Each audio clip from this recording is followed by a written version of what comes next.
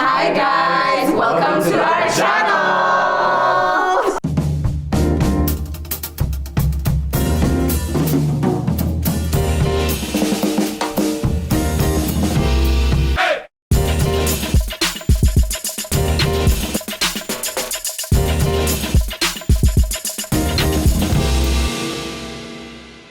Hi guys, welcome back to another episode of Over 25.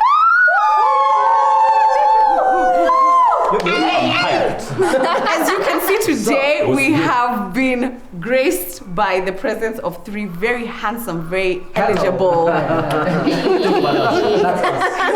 individuals. I'm going to let them introduce themselves, but we're happy to have you guys here for another episode of Over 25. This is the month of love, and that's why we have the boys over today. We're going to be talking about some very interesting, relationship-y, lovey, risque Topics. Why do you look like this? You kind of just said, this is not in the brief. What is Mantok doing here? Obviously, you know us. Over here we have Lornzie, Michelle, Ivy Ives, Just Ivy. And I want the boys to introduce themselves, starting with the gentleman on my left in all black. Hey. Go for it. How you doing? My name is Oscar Kome. I am a podcaster for mantalk.ke, and I'm also a lawyer. Hey. There we go. Okay.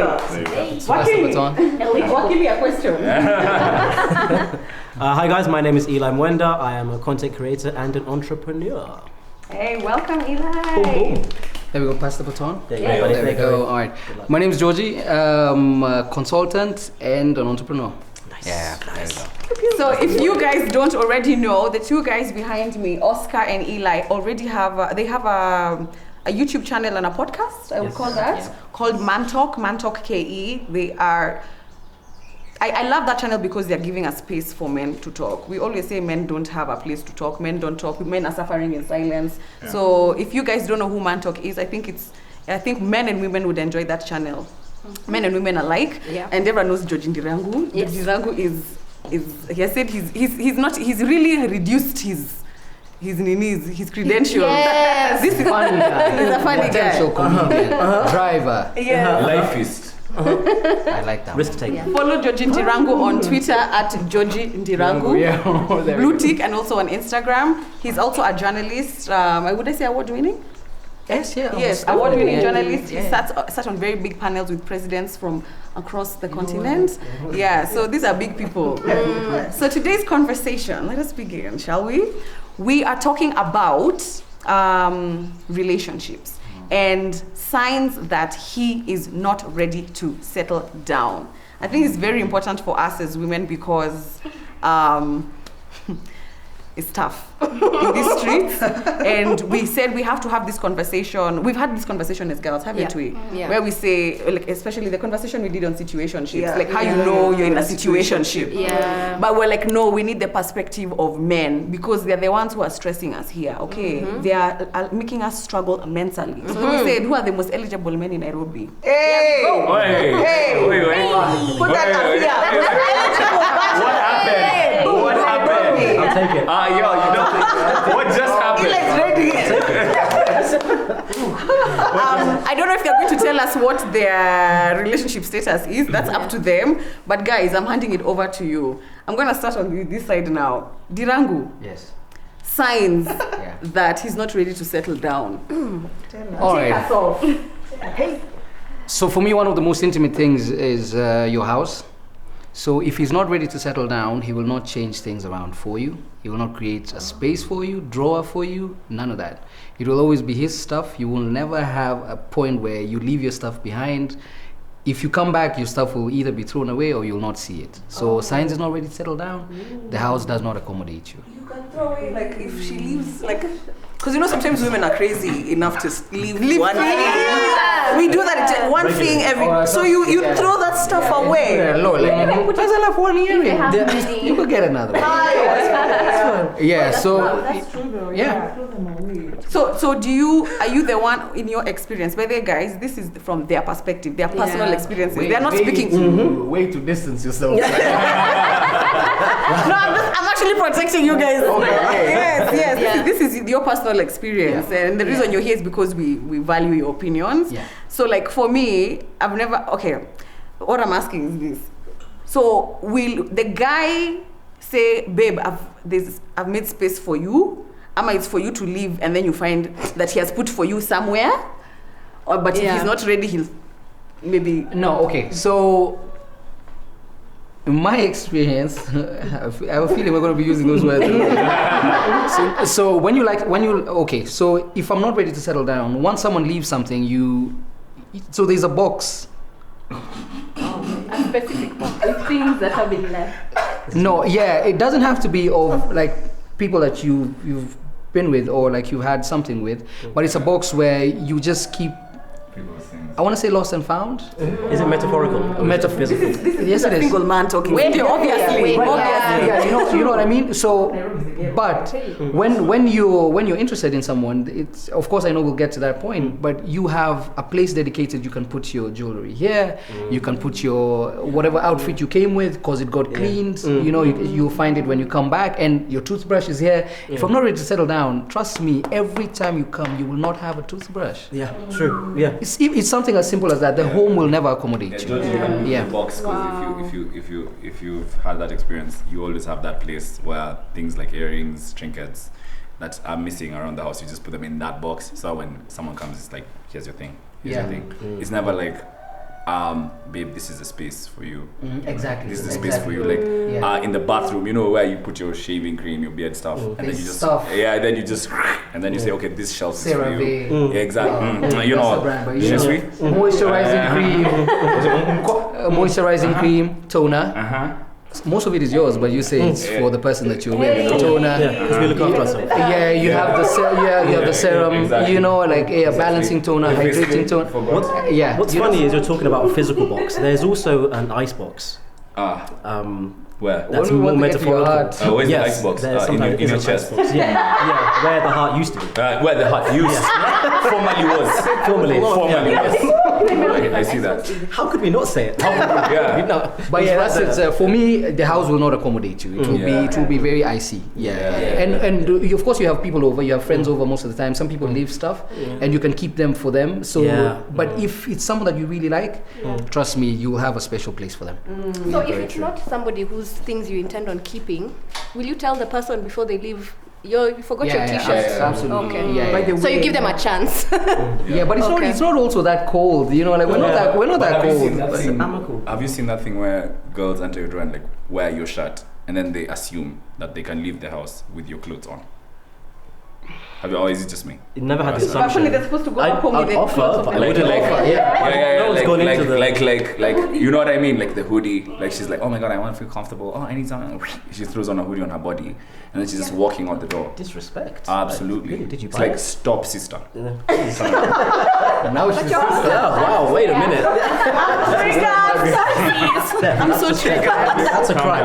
That's What happens when the lady doesn't catch the drift for you? Like, do you actually actively tell them, wait, this is not happening? Because I assume there are women who completely refuse to see the cues that you're not trying to accommodate them. Like, you refuse to see it because you're just, because sometimes you go crazy, you know. And so how do you handle that kind of situation? We talked about this with Georgie before we rolled, and we struggle with this because sometimes it's a very harsh conversation. You can find that you're quote unquote stringing somebody along because you don't want to have that tough conversation, and then the hints are never enough.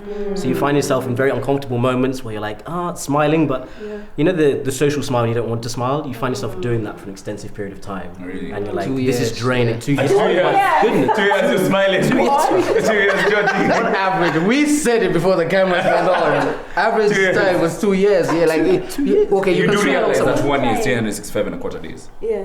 So for Joaquin twice. has spoken. Yeah. No, I was saying like on a bad you know what? Carry on.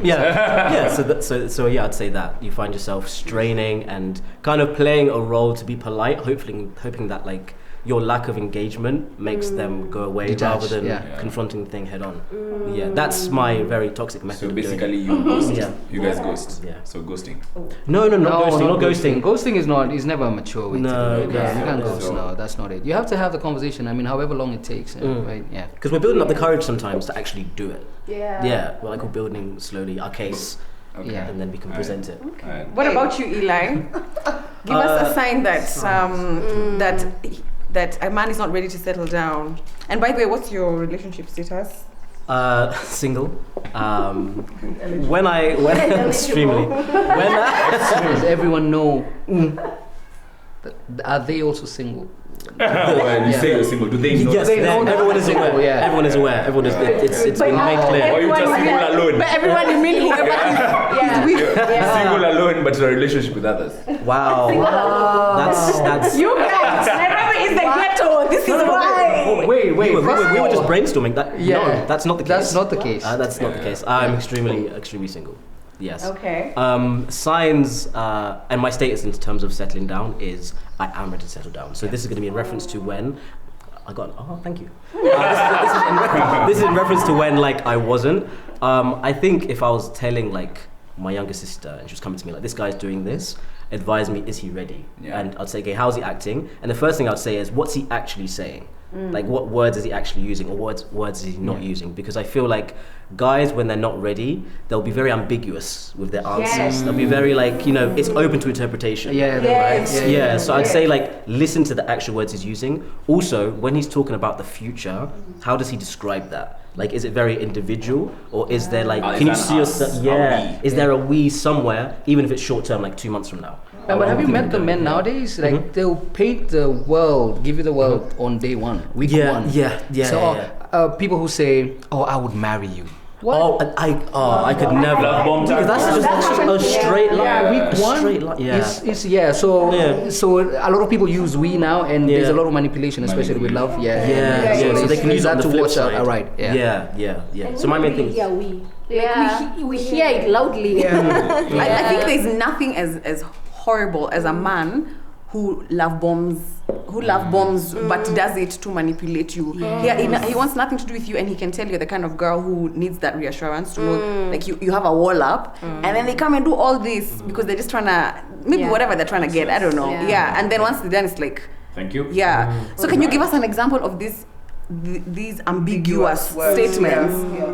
Okay, so the stuff I'm just figuring it out at the moment. I'm just working on myself. I'm working on myself. I'm on a journey. Finding myself. That's my response to this podcast. This entire thing, that's me. Because it's true. Finding myself. It's true. Oscar right now. Me right now is that. Okay, Oscar right now is bad news. He's on a journey. He's on a journey.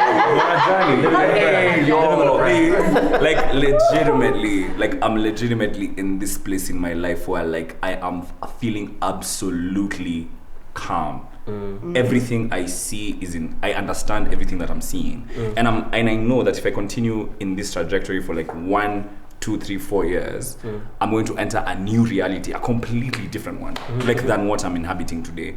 And the fact that I'm going to start thinking about a relationship with someone, for me, is an impediment, because it's unless this relationship improves on my singlehood,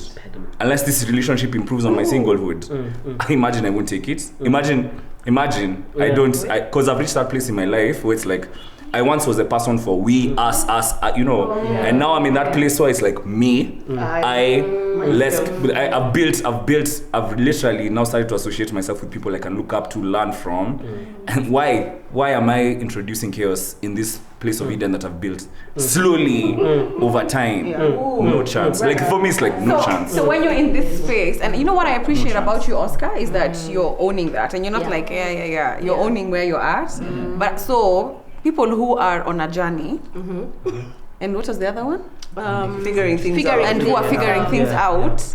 So what we are saying is they might not be ready for a relationship or a long-term commitment, but they do want some benefits of a relationship. So companionship, sex, those things. Yeah, but like, I'll give you this. Because you see, I might know where you're at right now, right? Yeah. And then after the shoot, you're like, yeah, Jules, Mazi, you know. Mali Safi. Then I'm like, wait, First of all, am I let's talk on this about journey with you? First of all, let's talk about Jules. Please, Mike, bring it closer.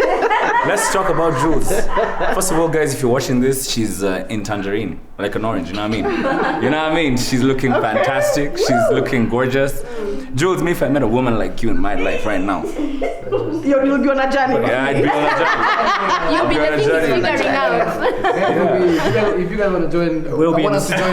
We'll be over there. Nah, mess it. But like, the truth about it is like, I'm one of those people who I really, really value the kind of the life that I've managed to build for myself and the people who have been in my life and shown their loyalty to me. Because I'm learning that loyalty is a lifestyle, right? So people who are loyal to you are actually loyal to you. It's not like, there are no doubts. And I've come from a place in my life where like I literally used to have that mindset where it's like, a relationship can take me to this level, that level, we can do this work together. And now I've learned like, no, bruh, you can actually get there alone. And I want to explore that potential. I want to see, okay, how far can I move the needle on myself, on my own? And when sometimes like because I do get into situations as well, I'm very clear from the get-go. It's like, listen, mommy, I am at that place where I can smell the rain. I can smell the rain. I'm not in a place where I want to change things too much. If you want to come and assist me down that journey, I want it to be very clear that that's where I'm going. But then this stuff for benefits that I'm not, I don't have time for it either. Yeah. Do you know what's really funny? We had this debate, and I want to actually ask you, Georgie, about this, right? Yeah. We had this debate on our channel where we were saying, on the journey you're talking about, we own the same company. So the journey we're talking about, in our context, is we're literally partners. Yeah. So we're doing the same path. Yeah. However, when it comes to companionship, I was saying, Oscar's saying I can smell the rain, I want it when it's raining. Yeah. I was saying I want to be with somebody before The rain. that rain comes. Like I want to Gotcha. be with them before there's a lot of resource, more resource, and there's like, your options are even wider. Yeah. Right? Yeah. But Oscar is the same path, but he wants it after because he would like to, observe the lay of the land, so to speak, right? Okay. What are you? Are you before or after? All right. In my opinion, I know very few single men that have done absolutely fantastic things globally. It reaches a point in your life as a single guy where you can only do so much. You need a partner, you need you need a soundboard, you need someone who pushes you here, sees some details that you will never ever see in your life. So there's a lot of, like, I vouch for partnerships and relationships, but if you're all moving like with a singular mindset. But there's only so much a single man can do. I think that. Yeah. The opportunity for chaos. I feel like when you build the life that you've built, right? If you introduce the wrong element into that specific area that you occupy, because I've experienced this before, like where I was in a place where I was like, this is my trajectory, this is what I'm gonna do, and then when I kind of introduced the wrong elements into that situation, the things that I lost, one of them, and especially as men, I think we can relate to this, What's a wrong element? Example? Wrong element, like you've gone, like a decision that doesn't compound well. For example, you meet a girl at a bar, or you meet a girl that you think you like, you have assumed that you like them, you introduce them into your life, you assume that they're seeing what you're seeing, and then they leave you, and then the emotional harm that suffers from that has certain consequences that are unintended. Yes, exactly. And you can imagine, like, one of the things I lost that I always remember is respect. My God, the respect, even for us to sit here, there's a certain level of industry respect that we've managed to get. People disrespect. Yeah, like because like they start to undermine because they see a weakness, like from that specific situation. Because they're like, when you're in love with someone as a man, like you're overtly like, this is mine, this is my person, I love you, like let's do this thing called life together. So like when that person is like, I reject, I don't think this is working for me, other people interpret as you're not good enough. Why the hell are we giving you the respect and power that we've accorded you as a person? So now what you have to do is you have to earn that respect again. Oh wow. You get what I mean? For men, I think it's so different because I feel like you've given a lot of power to people. I think maybe that's from your perspective. Yeah, you really care what people think. It's not about caring what people think, but like think about it. Why is man talking over 25? Because why is man talk over 25 at over 25 is because the amount of work that we've done together, the way we've managed our relationship, the amount of work that you guys have looked at and respected and seen like these boys are actually people you can approach and talk to. But like if let's say a narrative started being perpetuated that is counter to that, you see even over 25 looks at man talk and goes, that Oscar guy though, I've had this. But if I hear that Oscar was with a babe, and the babe, and he was all over this babe, and he gave everything, and the babe left, and Oscar is still showing up as a man in front of the camera, working. Oscar is still going to work every day. I'll still respect that. For me, in fact, I'll be like, oh my god, so he's the kind of guy who and also he's the kind of guy who wants that kind of relationship. Okay, that's where I'm going.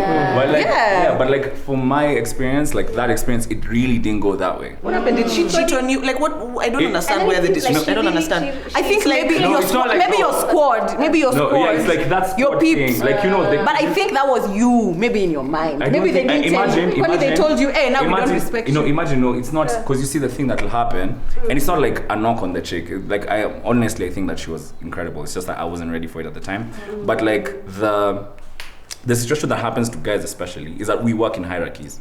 It's like we work in social hierarchies. Like you bring this value to us, we bring this value to us, you bring this value to us, right? Is that true, man? 100%. I'm wrapping my mind around it. Okay. Yeah, like we work in hierarchies, Georgie. For example, like in any group of men, even our group, like since we hang out together, we know the values that everyone brings, right? And that's how we allocate respect, right? But some people, especially like men who are young and who don't really understand that these are life situations and they're not mature, if they're in a group, what starts happening is that instead of uplifting, some of them might decide to step on because they see the opportunity to put themselves over this person. So in that moment, you'll get one betrayal, but you'll see little betrayals. You'll see little microaggressions from places you didn't expect. You get what I mean? And it's within your own circle and it hurts you in an intimate way. So that's why I say, like, one of the reasons why makes sense. One of the reasons why like I've remained single for a protracted amount of time is because I've realized on my own I am able to maintain that respect among my peers. And if I find a woman who I believe increases that level of respect for myself as well and my stability, I'll accept the decision. But if I see someone who introduces chaos, I just can't. Like I just can't. And I'm not even super skeptical. I'm like, I analyze the person and I take them for who they are and what they bring to the table. But if I look at them and I'm like, yo, by the way, you're just not ready are you really ready? You might think that you are as a woman, but are you really ready? You know the guys who go like, don't worry, I'll find a chaotic woman and I'll calm her. You know those guys. Take us there. Take us there. This man. First of all, I thought it's babes who do that. You mean the men who do that? Where are they? Where are you? Most of the time, right? Like most of the time, you want. Especially if, like what you're saying, like hierarchy and whatnot, and like elevating in life, you don't want an average person, so to speak, right? And it's all mental, like calibration. It's all like societal, whatever you've classified. It's all in your head. So now you want a baddie, at the same time, but a baddie is not a lake at night. She's a storm. You know, like a baddie will mess you up when she wants to. Like she'll just wake up and say, I'm going to Italy tomorrow. What? Where? How? Wow. You know, like just tiny things, and she will know. Let's say, like for example, she'll know maybe like especially when you give like let's say like we give love like we give love a lot. Like when you're interested in someone, you give fully. When you give fully, and they know where like to touch, where the like it hurts. Those chaotic women, trust me, they will cause chaos because you don't want an average. And when you get a non-average person, trust me, you have to be ready for a non-average. I hear that. Environment, non-average situation. So I think I would say I don't know, just be ready for chaos in its own, in its own different kind of however it presents. Let me recount that before I hand it to Eli because he's been incredibly quiet. He's been incredibly quiet. Stands for chaos. Like, but look at it this way, Georgie. Then doesn't it mean that my decision is going well? Because it's basically I am compounding myself as a person, right? And every decision I'm making is lined towards being able to contain that chaos as I continuously work on myself. Because if I want someone who's operating at a certain level and I want to bring that value to the table, I must also be able to contain her capacity for, causing instability in certain instances, right? Yeah. And so if I don't get to that level where I'm like, yo, you can go crazy, you want to go to Italy, ni sawa, the bank account won't dry up. It's been there. But going by your rationale then, since you're moving up in society as well, as you move up, your choice and preference of person will change as well.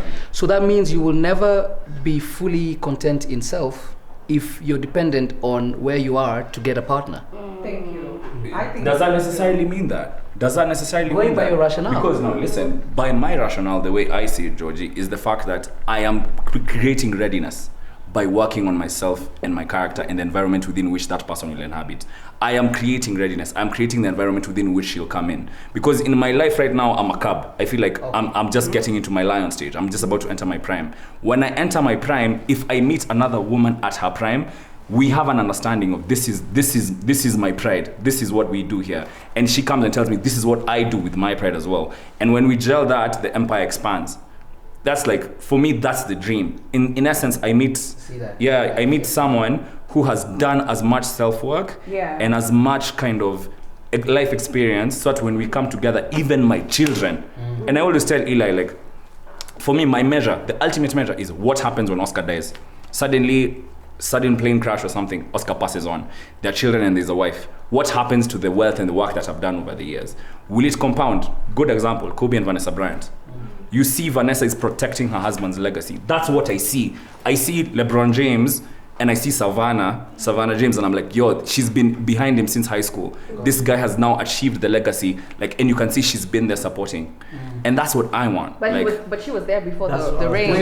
Way before. Yeah. I wish you so much growth and peace in self that a woman in her prime will want to pick you. There it is. Amen There it to is. that. Amen to that. Amen to that. That was cute. Eli, you've been quiet over here. No, because I'm completely on the other side. So I understand what he's saying, but the journey that you're describing of yourself and like the journey that she needs to take, for me, all of that is brilliant, but I still would say I want to take it together, regardless, because the examples you've given of like Kobe, etc., like they can understand the legacy even more if they were there from the beginning of that path. So for me, I'm still in this camp. That's why I'm like, listen, we can debate it, but I'm still here. I'm still here. I still want to do the growth together. Have you seen this in your own life, bro?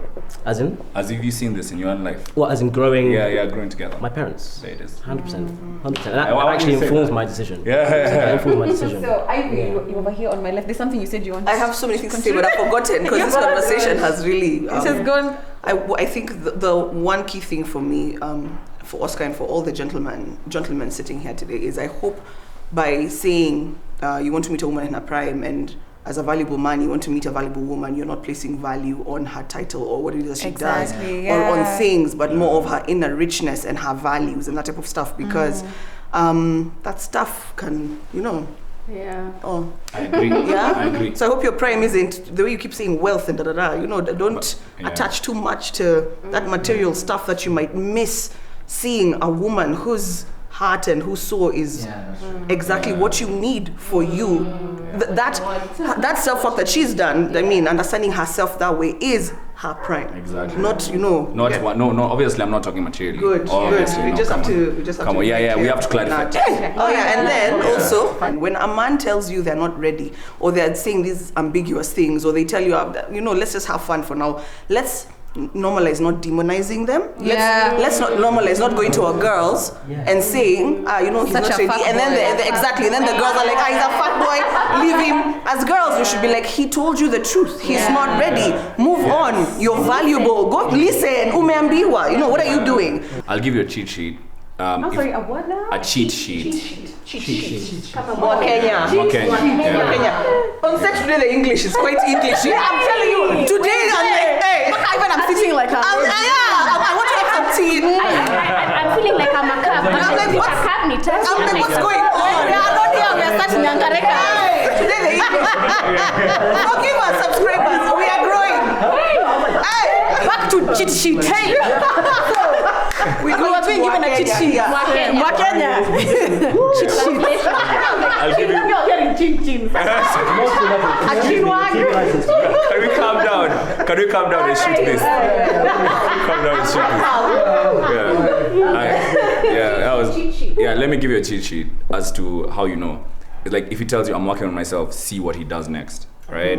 Like what patterns of behavior does he begin to exhibit when you remove yourself from the equation? Okay. Yeah, and even this works for men. Like even for me, when I meet a lady who I'm like doubting a bit, I just remove myself from the equation and watch.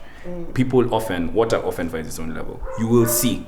If you start seeing someone going like, oh, but there's this standard he's looking for, he's working towards himself, he's like in the gym trying to figure out, Rotimi, shout out to Rotimi, gotta plug him. Yeah. Oh boy. So like he's trying to get into fitness, trying to, you're seeing like, yeah, actually, You can see the self-worth. yeah, you can see like this guy's actually like working on himself, like he's actually genuine. But if you see someone is telling you, oh, I'm not ready, then next week you find him in a club with something completely different than you, then even What if it's the cousin though? You never know. You never know. You never know. There's always room. There's always room for interpretation. There's always room. I want to get something off my chest about us trying to communicate what we want and not being listened to. This is a bane of my life, right? And I understand where it comes from. So A bane of my life. sorry. Hey, where's the dictionary? So much Don't bomba. get excited. I love it so much. Don't get excited. This one, grammar Nazi. Can I live? Yeah. So I understand, like in society, there is a massive narrative of men, being disingenuous.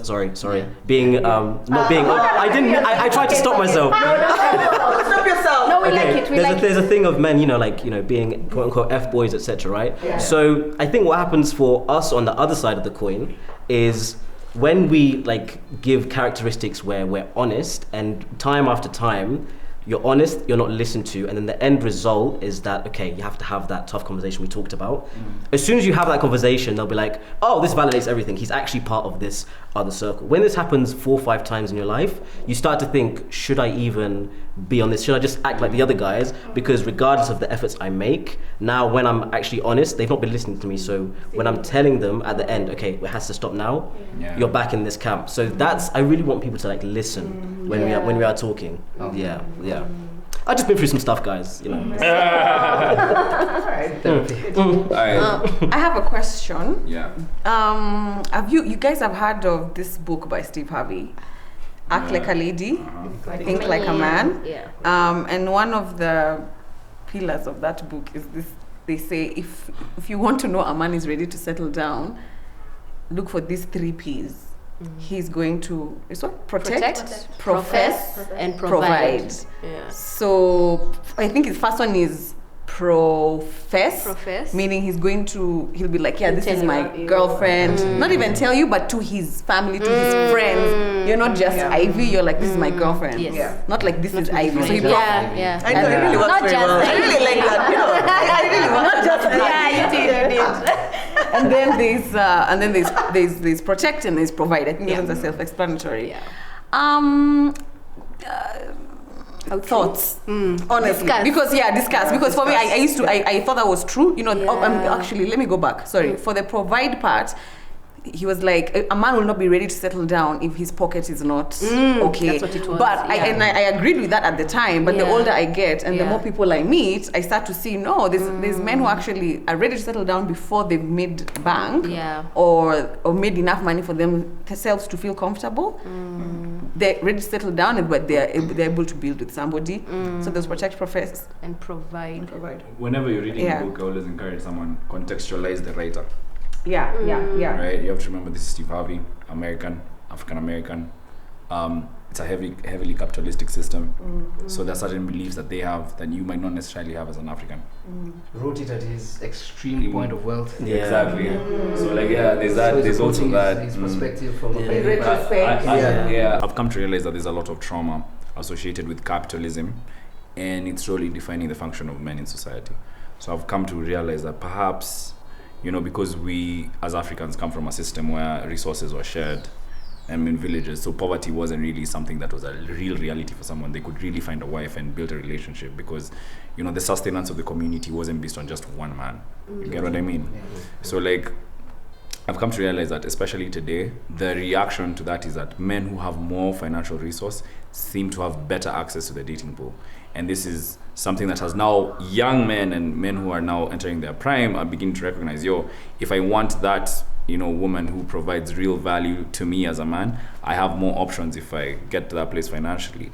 And I feel like sometimes it can be a fallacy because you might have the woman of your dreams right next to you, and you just don't recognize her simply because like you're chasing this ideal that really doesn't exist. So I'm very careful around this, especially the question of providing. I'm very careful these days. I'm like, man. Even I have suffered that trauma, and I come from an environment where which is very corporate, and I understand the hierarchies they're in, and I see their lives and how people live. So I'm very, very careful, especially around the providing aspect. Professing, I agree to, because I think like your speaking power to your woman can be. You have done, I've done it. So important even for a woman, emotional security. So that's my POV. Eli, very quick. The only P that I agree with, I think, is protect. I think that's the only one that comes to us very naturally, because there's a sense of care for that person. So as a man, we can be very modern, but there's still that primal thing of like, I will try to protect. In terms of like provide and profess, I think that's case by case, because in terms of professing, you don't know the background and the social circle this guy operates in. Maybe for him, he's actually protecting you by not professing until a certain stage. So I don't think you can wait for that guy to profess, because he could still be very much involved, very much in love with you, but he realizes that as soon as I profess, it adds more, and maybe we're not at that stage yet. So I wouldn't say look for that as a measuring pole. I think the protect for sure, and then the provide. I don't know. Money and is what Oscar said. Like capitalism and it's case by case. Georgie. Yeah, for me, profess. So tying back to the initial, science is not ready to settle down. He will not profess.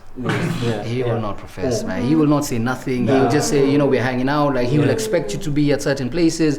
She will expect you to be at certain places. When you show up, you give a hug. You go do whatever. When you go back home, but he will not profess. He will not say nothing. He will call you by your name.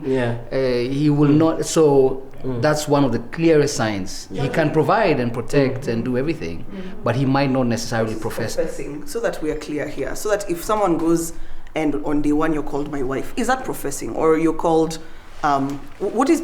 How do I know you've professed? If someone calls you my wife on day one, run. More flags and a fire. What?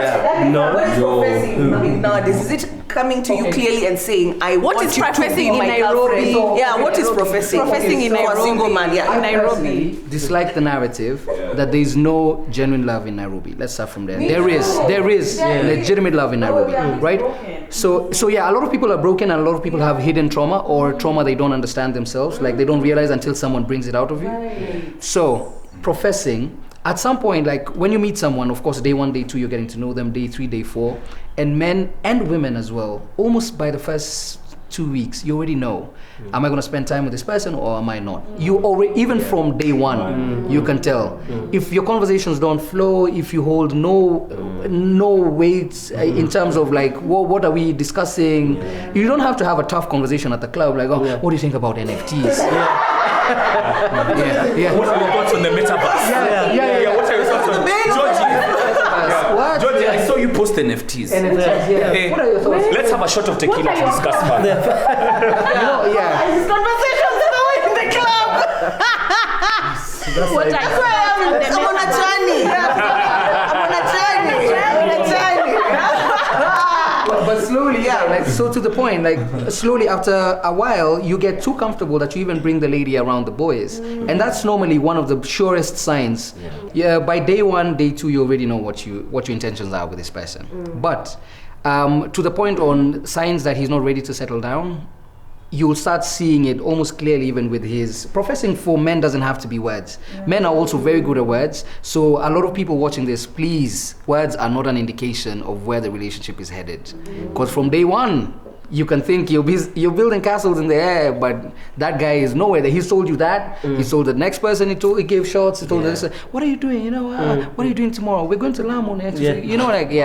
So if you start seeing him like being extremely comfortable with his circles with you, without telling you to, like men also do this thing where they tell you to dress a certain way. We're going to way, of course, dress a certain way. Because you want your woman to be at her best every time you present. Yes, because you see, I'm happy you said that, because you said something about he's gonna bring you to the boys. But in my experience, I've been with a guy whom I thought we're love, we're gonna get married, but he used to bring me to his boys all the fucking time, but it was not because he's be like, oh, this is my babe. He's like, this is the thing. This is the thing to show me off. Yeah. It had nothing. Exactly. Because no sooner had I been ghosted, there was another babe with him being shown in the same crowd. And I'm looking at this squad. I'm like, I thought you niggas were my homies. You should have told me. And they're like, Jules, man, like, we fucks with you. It's But not about what you can like, show. that happened to me in my face in the club. This guy walked in with another babe. And I was shook.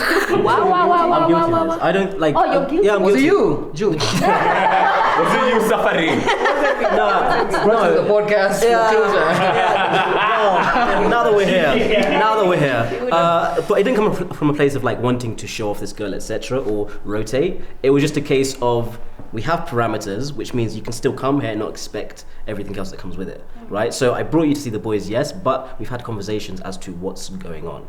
This is the thing about I'm saying something, you're not listening. So when now we go there, you've interpreted that as you are the significant other. So you can still bring them around the boys, I think, in different contexts. Like I've done this. Nah, calm. I don't think that should go there. Anyway, so I'm just saying it's facts though. It's facts. Because it's facts. But like, if you ask me, if someone is told clearly, like this is the boundary, and they continue to transgress it and continue to tell themselves a narrative that they themselves have not been given, can we really, as men, blame ourselves for them infatuating themselves into a relationship? Don't look at me, buddy. No, it was more. It was. Look at the camera. Yeah. Look at the camera. Yeah. So yeah. No, it's more to the point of the action of. I meant it's more to the point of the action of taking them around the boys. I think some people do it, yes, to profess, but there's people like me will bring you because we're comfortable, like it's fine, but that doesn't mean that's an act of professing. It just means it's a social. I promise you, Yeah. for if 3 months down the line, if you're with someone, and you don't. Like you will feel inclined as well, like to be comfortable enough to come hang out with her and us. If you don't, you don't necessarily see anything there. There is that side, yeah. No. Yeah. For me, I've always believed in that sentence. It's not about what you can see; it's about what you can prove. Calm. So it's it's your proof. Because you see, like you can bring around the boys, but like these are my boys. Especially like me growing up, my boys have known me for 10, 15, 20, 30 years. Like 10, 15, 20 years now. So like my boys have seen you're literally going to leave them there. By the way, I don't even mean like bring them around the boys like for a nightclub. I mean like cookouts at the house, like intimate stuff. I don't mean hangouts. That delineation is important. I don't mean hangouts. I don't mean a trip outside the city. Okay. I mean an intimate hangout. Where like you don't have to like tell her, okay, like I love that hair that you had, that dress, like have that on. Come however, or like they can even meet you here because you spent the night. Like however, like an intimate setting. Okay. That like once, twice, thrice, 4 times. Okay. With that context, it's a different conversation. Even mentally, like you don't even have to say it. Even and professing without words, for me, I think is more powerful. So Georgie, would I be right to say for a girl who's single and she's dating and she's trying to settle down, the thing to really, really look out for is the pattern of behavior, the actions, and not necessarily the words? Absolutely. Men are very good at words. Okay. And sometimes they don't mean jack. Yeah. So what are good actions? What are these things to look out for us to be like, all right, maybe he's being for real with me? All right. Things to look out for. Because I know there's a consistency, there's that, but like me, I want to know. Okay, those are ambiguous. But me, I'm just like down to the okay. Now we're here. What have you done as a man when you were pursuing a girl that you really wanted to be with? That is different to when you were pursuing a girl who you just wanted to fuck. That's true. So, if it's just intercourse, I don't think you go the long mile of like thinking about, okay, what is your mom's birthday? What does your mom like this? Does your mom like flowers? What is your birthday? What do you like? Because I'm big on gift giving and like thoughtful gifts. When I really like you, I will remember one thing you said maybe from 2 months ago or whatever, and then like you will surprise you with something like that. So I would say look out for some of the things you mentioned in passing, but he held on to them.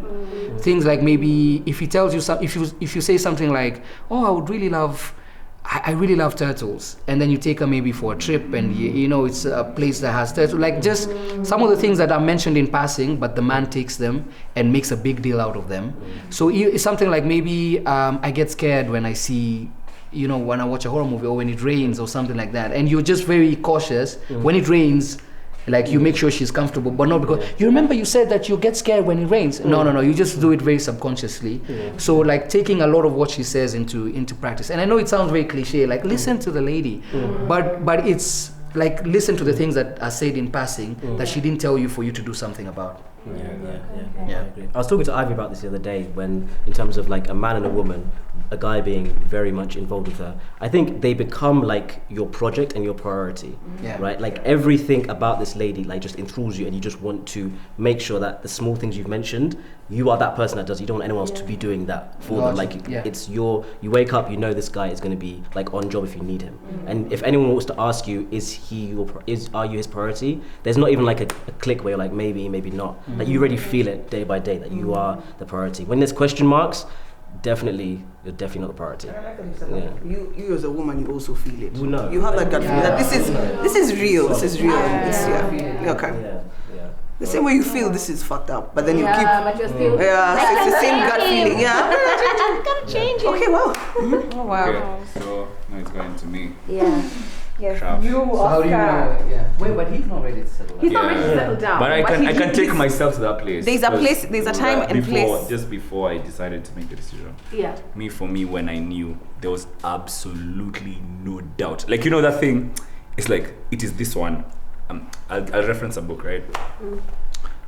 When Sherlock Holmes introduces Irene Adler in his book, the first... Yeah. when Sherlock Holmes introduces Irene Adler in the book, the first line is, to him, she was the woman, full stop.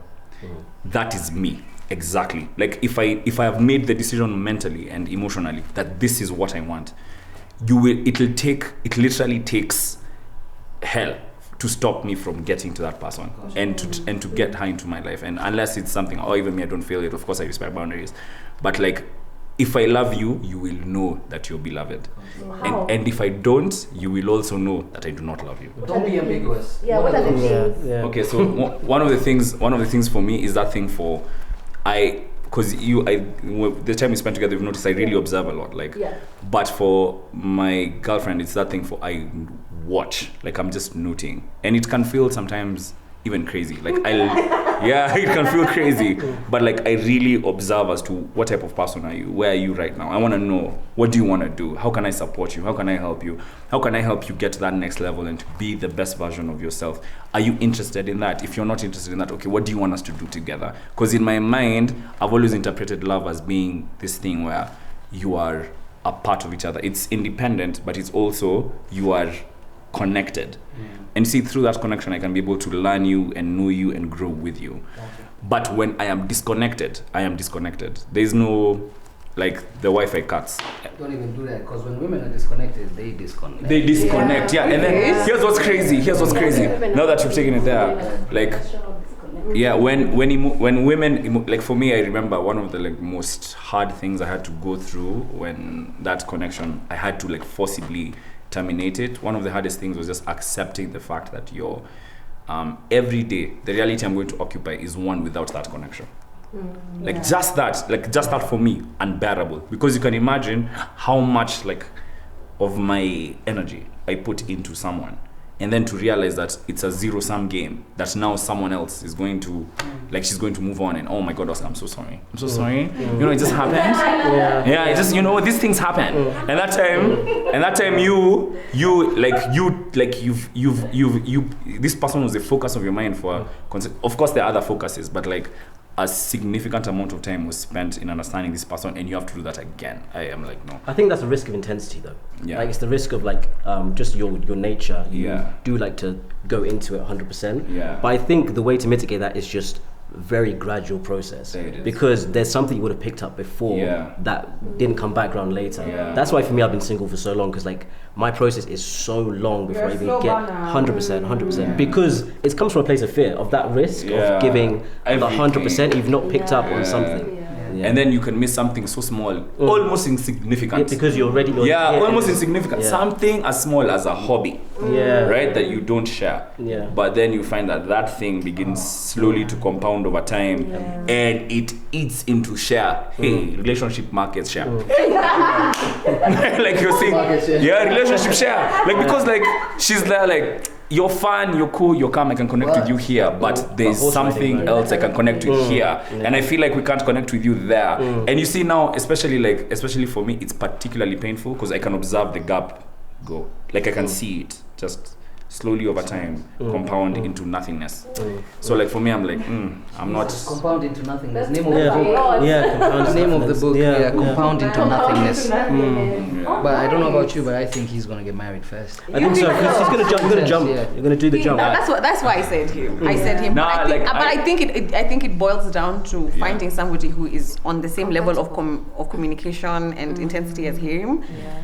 Because that could be beautiful. I feel like one of the things you can look out for is, for me, when I knew that I wanted to settle down, is I started doing like subconscious research on relationships. That means when I'm talking to my folks, when I'm talking to mentors, I don't just want to talk about money. I don't just want to talk about, best place to go on holiday. I want to talk about, okay, how do you get through conflict resolution? And I'm doing that myself. So if this guy, you find he's going to do that, then when he comes to you, some of the conversations naturally are going to go there, right? And if he's having this conversation with you, it means the research he's taken is about you. So you'll find you're having conversations because he's doing the research. Such a solid point. And we have very little young dads or young people in relationships that can actually be mentors. There are very few. So few. Loyal. Yeah. People who've proven that they're very few. I know a handful. They're very few. And those conversations you have with them are just so invaluable. That's true. You remember the Maikoshiro one? Yeah, Mike is an amazing example. Like we had a conversation with Maikoshiro on fatherhood. My guy, even me, I started. I was like, yo, let's reconsider this relationship thing, buddy. And I was like, whoa, because the outcome of a beautiful relationship is a beautiful family, and like that's something obviously that I pray for and manifest every day. A healthy one. And see, a must, you have children. If you don't the outcome of a beautiful relationship can be a beautiful partnership without the children, without the whatever. It's not a must. Amen to that. It's true. It's true. All right, guys. I love kids though. Look at them. I know this guy wants you. Besides, he's ready to settle down. What's your name? Anya!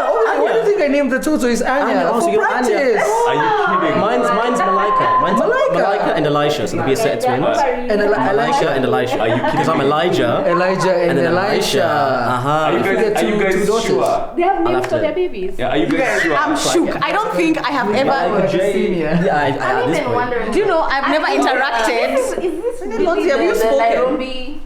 I've been listening. Okay. I'm just wondering, like, the men we have here, like, how much though do they represent the men we have in Nairobi? Like, even just out of your friends, you guys. Okay, I know you guys are friends, but looking at the men in society that like, how bad is it? You know what? But that's what we were saying. We really don't like the narrative that there's no genuine like love or whatever. Like we've had our fair share of you said we could curse shit in Nairobi, right? And we've also done shit, right? But we still want to have like true love and like build something with someone. So I think as well the problem is the result of the behavior is based on like the environment they've been given. So I feel like a guy in Nairobi doesn't feel, it takes a certain level of confidence, not to gas us up, to like talk how we talk. Because there's a level of confidence where we don't think it's like an impediment to our masculinity. But I think a lot of guys, they play characters and they do toxic traits. That's not actually how they feel. But to survive in this quote unquote Nairobi, they feel like they have to build this shell, really go out, like do that.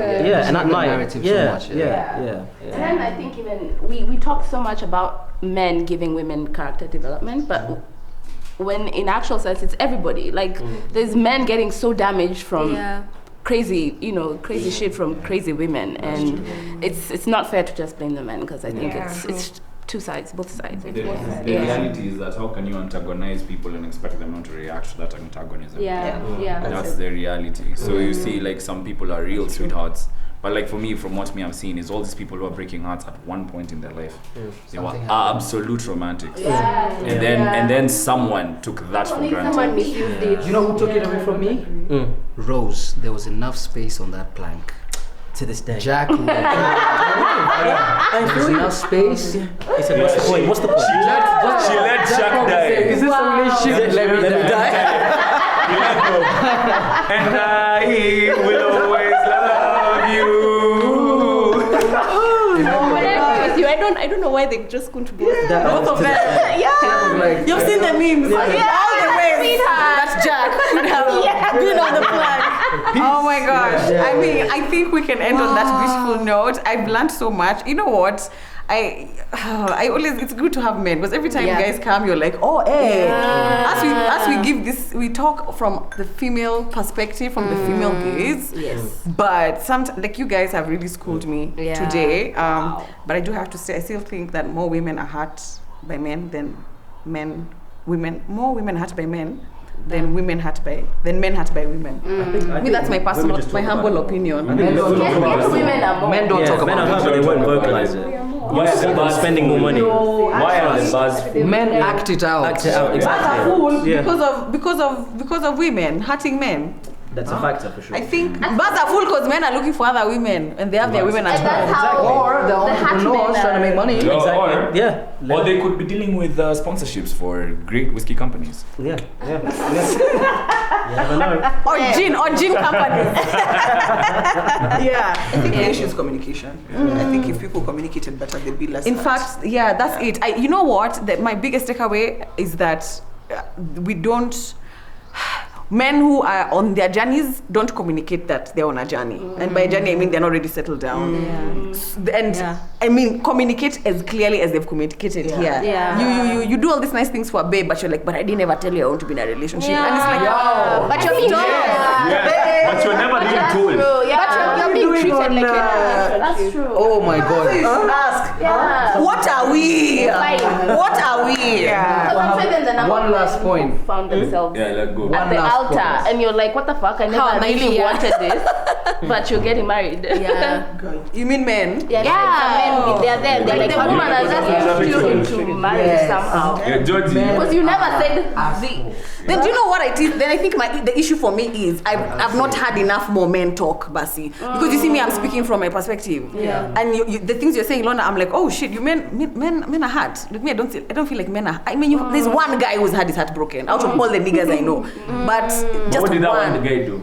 Tell us. But he's one. The issue is not what he did. No, He's one. One that you know. There's one that you know. Yeah, saying from There's one what that she you knows. observe. Yeah. Based on your own evaluation, that person was hurt. What I'm about- saying in comparison to the women who I know who have been hurt by okay. yeah, but I'm like, so I'm like, me, what I want is more men speaking, and we hear, because at the end of the day we want that cohesion between man and women to be better. All right, guys, do you have anything else? Georgie, you have something to say? No, I was saying something. There's also, you need to watch out for, there's a profess and then there's professors in profess. Right? Let's go. There are those men that meet you day 1, day 2, day 3, they do 1 month, 2 months, and then they ask you, let's say you met in January, right? They ask you, what are you doing in August? Hey. My friend's getting married, I would like for us to go together. But in between. So mentally the lady locks down August. So between January and August she's with you, but my G is doing everything and everyone else, but stringing the lady along. Waiting for a wedding. That's clever. Empty promises. That's clever. Don't use it. Don't use it. Manipulate. Don't use it, buddy. That's what happens to a lot of people. Yeah, like It happened to me. Oh, that's why you're laughing. Yeah, because there's a guy who told me that his sister is getting married December 2nd, and I'll never forget December 2nd, and the color Nini was purple. You even given the color. The color scheme. it's been 2 years. How before I said. How It was Where are you going? I love this fabric. Is this a religion? Right. You are told in what month? like at the beginning of the year. God. Because he was not in the country. Like it was when I was much younger. He was schooling abroad. And the plus 4. Nothing wrong with us. Nothing wrong with us. Nothing wrong. Of course, he's coming back in deck, and he said, "Oh, but then my sister's getting married in deck." And then somewhere in the year, he's like, "Oh yeah, the dress code is purple, so actually you will get a purple dress so I can wear a purple tie." And I was so excited. 11 months. But it never, 11 and months December 2nd, seven. you should have seen me December 2nd. All the cars that are passing, I'm Sorry. like, is that the wedding? Is that the wedding? Is that the wedding? I'm so sorry. babe. There are two types of pain. So there's pain that alters and pain that hurts. So you see, the first pain that hurts is sometimes, you'll just feel it. It might go on for a protracted amount of time, but your behavior doesn't shift. But pain that alters is one of the most dangerous kinds because it's really hard for the human mind to track. So you start finding that suddenly the alteration that happened is that now you're no longer emotionally secure enough to be in a relationship with one person. You need one other person to keep you happy. Yeah. Or you're in a situation where you no longer attach emotional value to love and relationships. You just kill it. And so that now really requires a lot of self-consciousness to get back into what I'd call the social equilibrium, where you want to go, and then you can now enjoy a healthy relationship. So that takes work. So I always encourage therapy. If you're, and maybe I might do it at this point, but if you're at that place where you know that this pain altered you significantly and you want to enjoy a relationship with someone that's wholesome and blissful and just has all those beautiful things that Eli wants to have, Eli will have, then I feel like therapy is always an option. I don't want to just sound like someone who's super pessimistic. Beautiful relationships do happen. Yeah. Yeah. Not for everyone though. Anyways, as we wrap up this episode, I'm so triggered, guys. On a I'm positive sorry. note. On a positive note. Thank you guys so much for being on Over 25. I think this is gonna be one of the best episodes ever. Yeah. We love To you. all your guests. Do you have relationship trauma?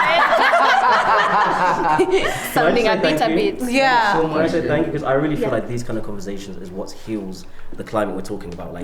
Hearing men. Have you Yeah. understood what this guy from Britain? Yeah. It's the climate. Queen.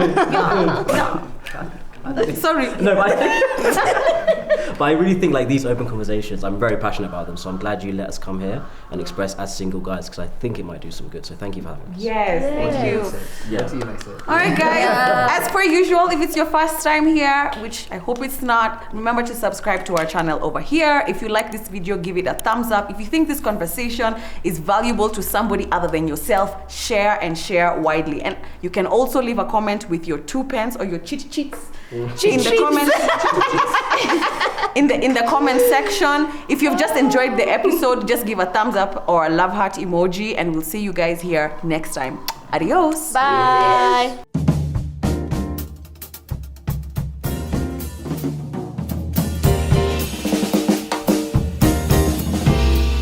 Over 25, subscribe.